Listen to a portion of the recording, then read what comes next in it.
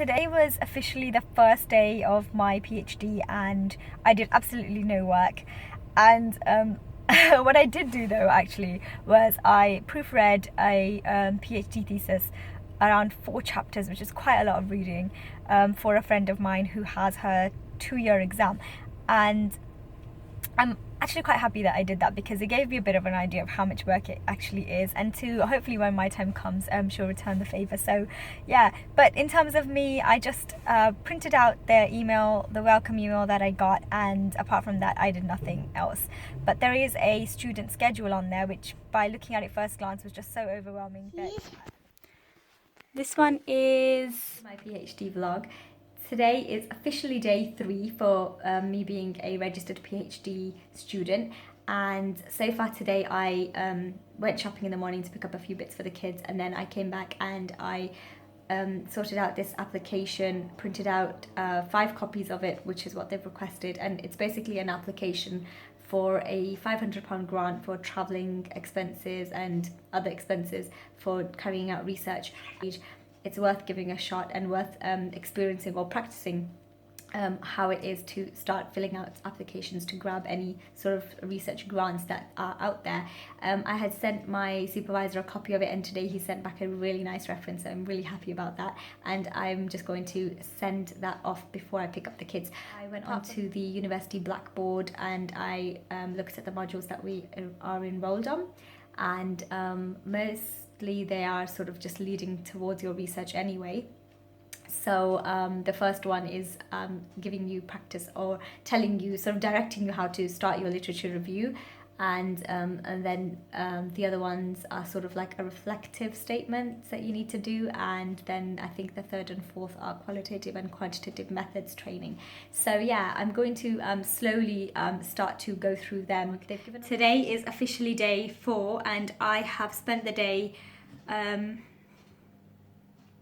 reading a little bit about how to start, what the module includes, and the first module, which is basically teaching you how to write like a social scientist, and they gave us a link to this book, and to be honest I haven't really read it, to be fair, but I have skimmed through it, and I have also downloaded the module handbook, and I also just sort of what else did I do? I think I tidied up a little bit. I wanted to organise upstairs a little bit because I recently made Imaad's cot into a bed, and everything that was under the cot is now need to be sort of tidied away, and they have so much books in their room. I have this personal thing where I end up actually more on the dining table than I do here, and there's a lot of reasons for that. Reason number 1 is that it's right next to the kettle, and that's really, really important. Number 2, because in the day I usually like the sort of sunlight that comes onto the dining table, and also it's just me at home, so really it doesn't matter where I sit as long as I'm comfortable and there's tea, and I like to move around. Yeah, so I think it's really, really important that the kids learn the map and the flags, and just get this sort of interest in traveling and seeing the world. So me doing international relations as my subject, I really like maps and countries and a little bit of geography. So that's my world map, which is quite big to be honest, but there it is. And then I have my desk here. At the moment, because I'm at the fairly beginning days of my PhD, I just have random books here that I feel like reading or checking out, or I wanted Rayaan to read.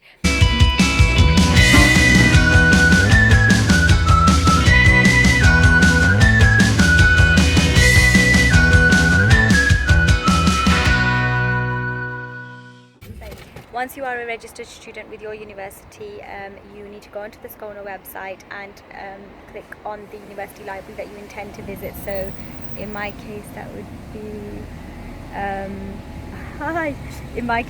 Manchester University Library. So if you go onto the website and you fill the forms in, then they will give you a reply pretty soon. They replied to me like 2 days later to say that I was accepted, and then I need to print the form out and take my ID, my student ID, to the library to get an ID card with that library.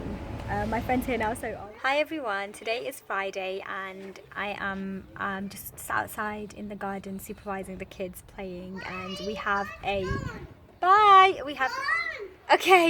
we have a secure car park where I sometimes let them go outside the garden to play, but then I have to sort of keep an eye on them as well, just to make sure. So yeah, I'm just sat here and I just thought it would be nice to reflect on the week that we've had.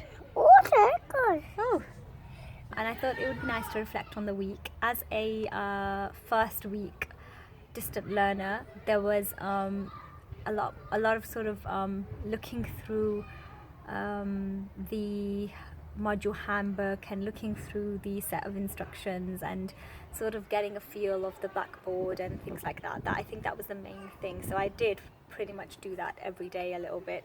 I guess next week I will be doing a lot more sort of planning my literature review, or sort of getting into some sort of subheadings of how I want to theme or split or separate whatever my topics, my main reading and stuff like that.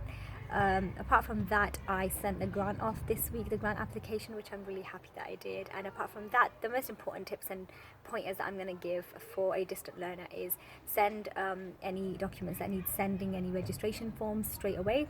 And don't wait for replying to any emails or anything like that. Make a note of your IT account, your username, password for library, for postal loans, and all that. It's really, really important.